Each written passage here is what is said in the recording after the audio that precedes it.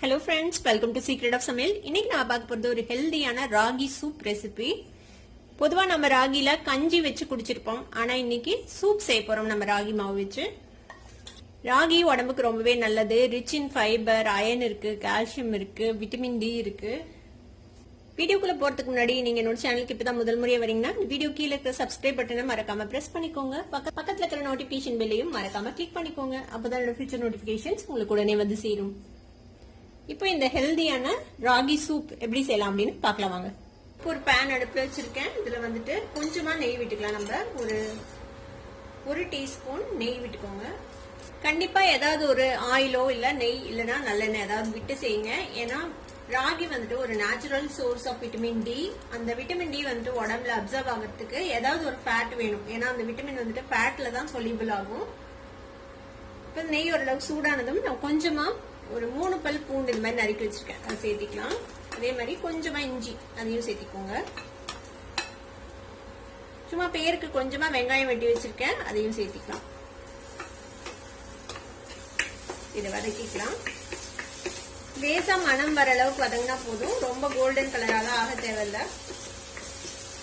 இதுக்கடையில நான் வந்துட்டு கொஞ்சமா கேரட், கொஞ்சமா முட்டைக்கோஸ் ரெண்டையும் இந்த மாதிரி பொடி பொடியா நறுக்கி வச்சிருக்கேன். நீங்க உங்ககிட்ட என்ன வெஜிடபிள் இருந்தாலும் நீங்க சேர்த்திக்கலாம். பீன்ஸ் சேர்த்திக்கலாம், பட்டாணி இருந்தா பட்டாணி சேர்த்திக்கலாம், காலிஃபிளவர் சேர்த்துக்கலாம். உங்களுக்கு எது பிடிக்குமோ அதை வந்துட்டு சேர்த்திக்கோங்க. மஷ்ரூம்ஸ் இருந்தா மஷ்ரூம்ஸ் கூட நல்லா ஃபைனா சாப் பண்ணிட்டு நீங்க இந்த சூப்ல ஆட் பண்ணிக்கலாம். லேசா வதங்கிச்சு. இப்ப நம்ம இந்த கேரட் முட்டைக்கோஸ் சேர்த்திக்கலாம். இதையும் லேசா வதக்கி விட்டுலாம் இந்த நெய்ல. இதுல கொஞ்சமா மஞ்சள் தூள் சேர்த்திக்கோங்க, ஒரு பிஞ்ச் அளவுக்கு மஞ்சள் பொடி. இது கூட ஒரு அரை டீஸ்பூன் பெப்பர் பவுடர் சேர்த்திக்கலாம். உங்களுக்கு ஸ்பைசியா சாப்பிட பிடிக்கும்னா நீங்க இது கூட ஒரு பச்சை மிளகாய் கூட நல்லா ஃபைனா சாப் பண்ணிட்டு நறுக்கிட்டு போடலாம். அதுல லேசா வதக்கி இருப்போம். இப்ப இது கூட நம்ம ஒரு 2 கப் தண்ணி சேர்த்திக்கலாம். நாம இன்னைக்கு வந்து ஒரு 3 கப் சூப் செய்ய போறோம். ஒரு 2 கப் தண்ணி சேர்த்துறேன். இது கூட இந்த சூப்புக்கு தேவையான அளவுக்கு உப்பு சேர்த்திக்கலாம். இந்த தண்ணி கொதிக்கிட்டோம். ஒரு 2-3 நிமிஷம், ஒரு கொதி வந்ததுக்கு அப்புறம் ஒரு 2-3 நிமிஷம் இது வந்து அப்படியே நம்ம கொதிக்க விடலாம். மூடி வச்சிடலாம் அது வரைக்கும். ஒரு கப் எடுத்துக்கோங்க. இதுல வந்து நம்ம ஒரு 2 டீஸ்பூன் ராகி மாவு சேர்த்திக்கலாம்.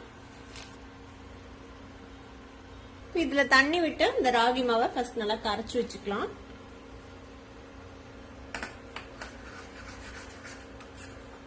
நல்லா கட்டி இல்லாம இதை வந்து கரைச்சுக்கோங்க. நான் இன்னைக்கு யூஸ் பண்றது ரெகுலர் ராகி மாவு தான்.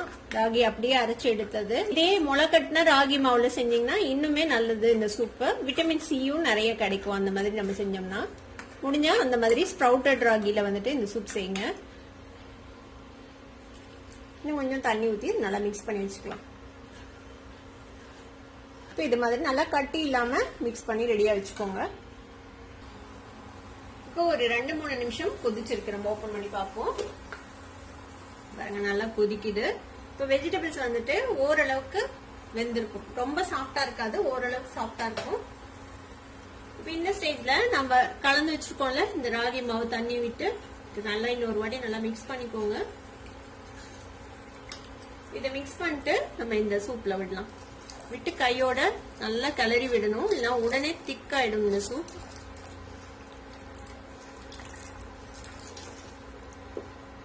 ராகி மாவு வந்து உங்களுக்கு சூப் என்ன மாதிரி ஒரு கன்சிஸ்டன்சில வேணுமோ அந்த அளவுக்கு நீங்க வந்துட்டு ஊத்திக்கலாம். நல்லா திக்கா வேணும்னா நீங்க இன்னும் கொஞ்சம் கூட சேர்த்திக்கலாம். இப்ப இந்த அளவுக்கு நம்ம விட்டதுக்கே நல்லா திக்காயிடும் பாருங்க கொஞ்ச நேரத்துல. இது கூடவே கொஞ்சமா சாப் பண்ண கொத்தமல்லி தழை சேர்த்துக்கலாம். இப்ப இந்த ராகி மாவு வேகட்டும். ஒரு 2-3 நிமிஷம் இது இப்படியே கொதிக்க விடலாம்.